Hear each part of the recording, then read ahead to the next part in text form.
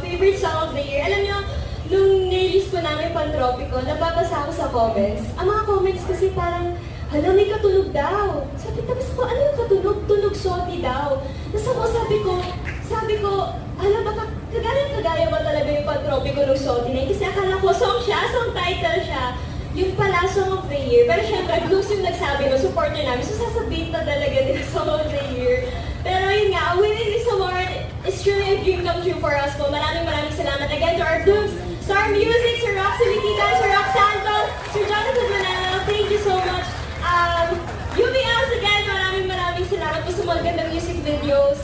And Awit Awards, maraming salamat kasi hindi po namin na-expect na dadating yung Pantropiko sa ganito dahil itong Pantropiko, for us, it was a love letter for our culture and dreams. And sobrang grateful lang kami na nag-resonate siya sa maraming tao.